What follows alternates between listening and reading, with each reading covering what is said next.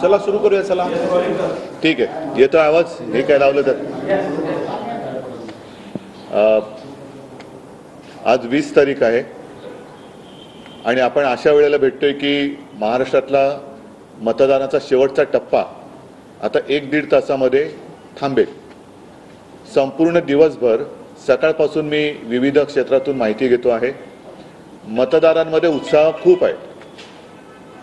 निवडणूक आयोगाकडनं प्रत्येकाला 10-10, 12-12, 15-15 मेसेज जात आहेत, मतदान करा, मतदान करा, मतदान करा. त्याप्रमाणे मतदार हे उतरलेले दिसत आहेत. खूप गर्दी दिसते. परंतु निवडणूक आयोग हा पक्षपातीपणा करतोय असं स्पष्ट दिसतंय. मतदारांमध्ये उत्साह आहे, पण निवडणूक आयोगाचे जे तथाकथित प्रतिनिधी मतदान केंद्रात बसलेत त्यांच्याकडनं खूप दिरंगाई केली जाते. विशिष्ट वस्त्या तिथे नावं 2दा 3दा 4दा तपासली जात आहेत. एकतर मतदार जे ज्येष्ठ मतदार आहेत त्यांना खूप त्रास झालेला आहे आजच्या या उन्हाळ्याच्या दिवसामध्ये, आणि इतरही मतदारांना, मग त्याच्यामध्ये महिला सुद्धा आहेत. कुठे कसलीही सोय ठेवलेली नाही, पिण्याचं पाणी नाही, काही नाही. तरी देखील मतदार रांगा लावून उभे आहेत. आणि हे रांगा लावून उभे असलेले मतदार जेव्हा आतमध्ये जातात तेव्हा त्यांना खूप वेळ लागतोय. आणि मला असं वाटतं मोदी सरकार त्यांच्या पराभवाच्या भीतीने निवडणूक आयोगाचा वापर, मी मुद्दामून सांगतो की घरगड्यासारखा करतोय, पक्षपातीपणा करतो आहे. दप्तर दिरंगाई ज्याला म्हणतात तशी दिरंगाई ही मतं नोंदवताना केली जाते. याच्याबद्दल मी तमाम नागरिकांना आवाहन करतोय की आता थोडा वेळ जरी राहिला असला तरी तुमच्या मतदानाच्या अधिकारापासून वंचित राहू नका. आपण मतदान केंद्रामध्ये जाऊन उभे राहा. आणि जे निवडणूक आयोगाचे प्रतिनिधी आहेत त्यांना आज किती वाजले, अगदी पहाटे 5-6 जरी वाजले तरी सोडू नका. तुमचं मतदानाचा हक्क बजावल्याशिवाय बाहेर पडू नका. आणि आपल्या माध्यमातून मी पोलिंग एजंटना पण सांगतोय, निवडणुकीला जे मतदार जात आहेत मतदानासाठी त्यांनाही सांगतोय की अशी कुठल्याही मतदान क्षेत्रामध्ये जी केंद्र आहेत जिथे तुम्हाला मुद्दामून उशीर केला जातोय त्याची नोंद ताबडतोब तिथल्या शिवसेना शाखेत करा, की जेणेकरून, आणि जसं आपण मतदानाला गेल्यानंतर आपला एक तो ID बघितला जातो, तसं मी तर म्हणेन त्या निवडणूक प्रतिनिधींची नावं सुद्धा तुम्ही विचारा, की जेणेकरून उद्या आपल्याला त्यांच्याबद्दल न्यायालयात दाद मागता येईल. आणि उद्या ही माझ्याकडे सगळी नावं आलीच सगळी, तर मी तर म्हणेन की प्रेस घेऊन त्यांची नावानिशी स्थळानिशी मी माहितीच जाहीर करून टाकेन. तर पुन्हा एकदा नागरिकांना सांगतोय की कृपा करून हा जो सगळा डाव आहे मोदी सरकारचा, की जेणेकरून तुम्ही मतदानाला उतरू नये, त्यांच्या विरोधातलं मतदान कमी कसं होईल ते बघतायत. आणि त्या डावाला बळी न पडता तुम्ही जाऊन मतदान केंद्रामध्ये उभे राहा. कोणत्याही परिस्थितीत जी लोक तिथे उभी असतील त्यांना मतदान पूर्ण केल्याशिवाय मतदान बंद होऊ शकत नाही. अगदी पहाटेचे 5 वाजले, मी तर म्हणतो मुद्दामून वाजवाच. ज्यांना जे तिकडे निवडणूक अधिकारी किंवा प्रतिनिधी तिथे तुम्हाला विलंब लावत आहेत, कारण नसताना तुम्हाला छळतायत, तुमची ID, तुमची नावं, तुमचं सगळं ओळखपत्र ह्याच्यावरनं जो काही वेळ काढतायत, ते तुमचं मतदान केल्याशिवाय त्यांना मतदान केंद्राच्या बाहेर पडू देऊ नका. जिथे जिथे अगदी स्पष्ट बोलायचं झालं तर जिथे आम्हाला मतदान अधिक होतं त्या भागामध्ये हे आम्हाला तक्रारी मिळतात. अनेक वस्त्या आहेत, त्या वस्त्यांची नावं आली आज माझ्याकडे, तर मी उद्या प्रेसमध्ये जाहीर करेन. आणि म्हणून सांगतोय की तिथे मतदान केंद्रात जे निवडणूक प्रतिनिधी आहेत त्यांची सुद्धा नावं विचारा, कारण तो आपला अधिकार आहे. जेव्हा ते आपले इलेक्शन ID विचारतात तेव्हा त्यांची सुद्धा ID तुम्ही विचारली पाहिजेत आणि त्यांची नावं नोंदवा. निवडणूक केंद्र सांगा, की जेणेकरून उद्या कोर्टात जाता येईल, तक्रार करता येईल. आणि उद्या मी तर ही यादी जाहीरच करेन. कुटुंबामध्ये अनेकांची नावं आहेत आणि 2-3 जणांची नावं वगळली गेली नाही. बरोबर आहे. ह्या सगळ्या गोष्टी आहेत ना, हे पराभवाच्या भीतीने पछाडलेले लोक आहेत. मोदी सरकार जे आहे ते पराभवाच्या भीतीने पछाडलेलं आहे. लोकांना करू द्या ना मतदान. तुम्ही आज मला स्वतःला दिवसाला 10 हे आलेत, मतदान करा, मतदान. म्हणजे आणखीन काय त्यांना बोटं दाखवत बसू द्या ना. म्हणजे एवढं करून सुद्धा लोक उत्साहाने उतरलेत, रांगाच्या रांगा लावलेल्या आहेत, पण ते निरुत्साही म्हणजे त्रास होतोय, ऊन आहे. आता तो ऊन उतरलं म्हणून मी यावेळेला ही प्रेस कॉन्फरन्स घेतोय. ऊन उतरलेलं आहे. सकाळी जे कंटाळून गेलेले असतील त्यांनी परत जाऊन मतदान केंद्रामध्ये उभं राहावं. शेवटचा मतदार मतदान करत नाही तोपर्यंत निवडणूक मतदानाची थांबवू शकत नाही. पहाटे 5 वाजले तरी चालतील. या निवडणूक आयुक्तांच्या प्रतिनिधींना, ज्यांनी त्यांचे आदेश पाळतायत, त्यांना पहाटे 6 वाजले 7 वाजले तरी घरी सोडू नका. तुमचा मतदानाचा अधिकार बजवा.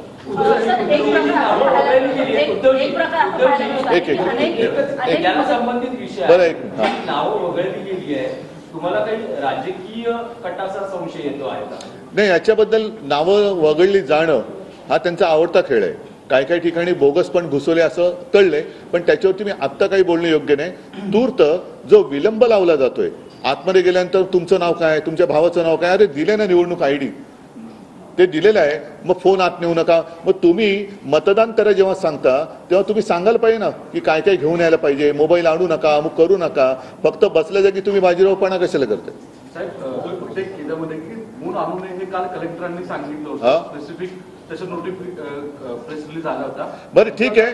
फोन आणू नये जरी सांगितलं असेल तरी आत गेल्यावरती जो विलंब लागतोय तो विलंब हा त्याला क्षमा नाही करता येणार. आणि मला तर आता स्पष्ट असं दिसतंय की हा निवडणूक आयोगाच्या माध्यमातून खेळला जात असलेला अत्यंत नीच घाणेरडा खेळ आहे. निवडणूक आयोग ही भाजपची चाकरी करते की काय असं म्हणायला याच्यात जरूर व्हावे.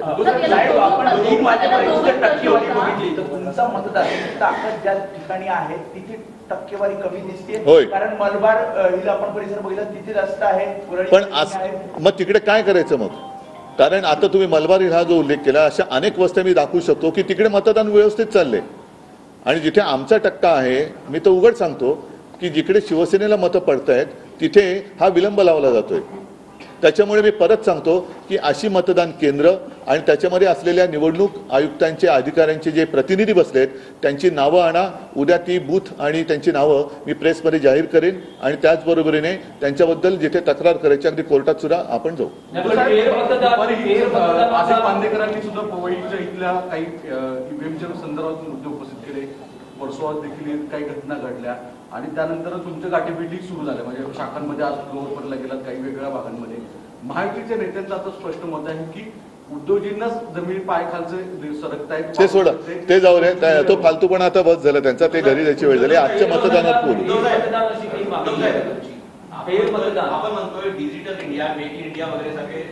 ते जाऊ द्या. आत्ता माझा हाच मुद्दा आहे की जो विलंब लावला जातोय, चाहे तो मैं हिंदी में भी बात करता हूं, सुबह से मैं देखते आ रहा हूं कि कई जगह पर मतदाता भारी संख्या से वोट देने के लिए उतरे हुए हैं, लेकिन असुविधा के कारण उनको वापस जाना पड़ रहा है.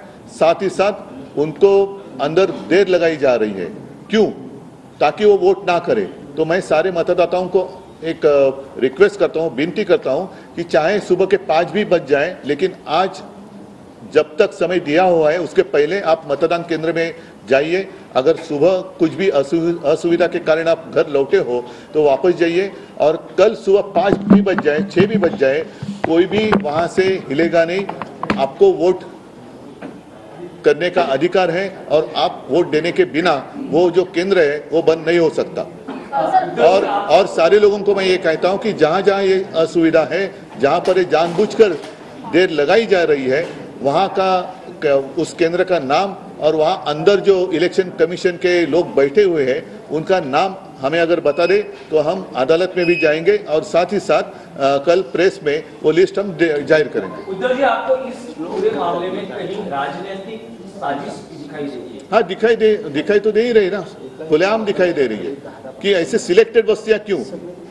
जैसे आपने अभी कहा कि वहां तो जोरदार वोटिंग चल रहा है, तो वोटर्स तो उतरे हुए हैं, फिर आप मैसेज क्यों भेज रहे हैं? 1 बार 2 बार 3 बार 5 बार.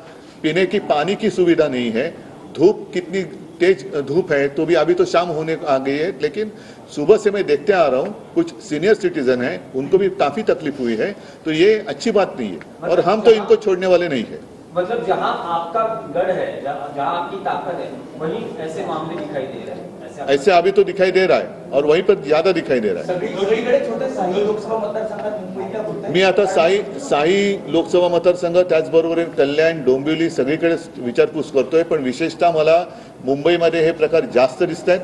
अगदी कल्याण मतदारसंघात सुद्धा काही ठिकाणी दिसतंय जिथून आम्हाला मतं मिळण्याची आघाडी मिळण्याची शक्यता आहे तिकडे मतदार खूप मोठ्या संख्येने उतरलेत.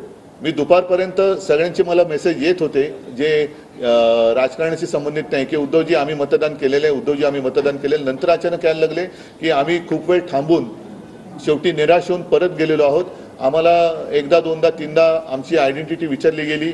आतमध्ये खूप विलंब लावला जातोय. तर हा विलंब हा काही योग्य नाहीये. आणि नाही असं नाही, असे थांबू शकत नाही, त्यांना बाहेरच नाही पडू देणार. असं होत नाही.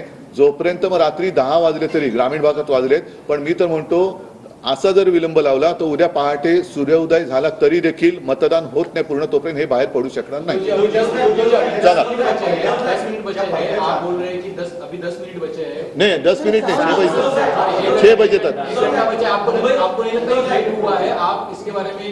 इलेक्शन कमीशन के पास जाएंगे, अभी कोर्ट में भी दाखिल नहीं, सुनो, पहली बात तो है कि 1 घंटा बाकी है और हर एक के घर के नजदीक मतदान केंद्र हैं और काफी सारे लोग जो निराश होकर लौट गए होंगे, गुस्सा होकर लौट गए होंगे, उनको मैं आवाहन कर रहा हूं.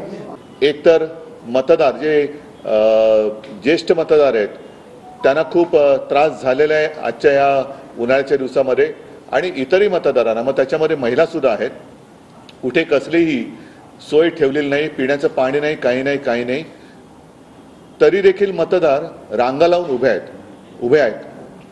आणि हे रांगा लावून उभे असलेले मतदार जेव्हा आतमध्ये जातात तेव्हा त्यांना खूप वेळ लागतोय. आणि मला असं वाटतं मोदी सरकार त्यांच्या पराभवाच्या भीतीने निवडणूक आयोगाचा वापर, मी मुद्दामून सांगतो की घरगड्यासारखा करतोय, पक्षपातीपणा करतो आहे. दप्तर दिरंगाई ज्याला म्हणतात तशी दिरंगाई ही मतं नोंदवताना केली जाते. याच्याबद्दल मी तमाम नागरिकांना आवाहन करतोय की आता थोडा वेळ जरी राहिला असला तरी तुमच्या मतदानाच्या अधिकारापासून वंचित राहू नका.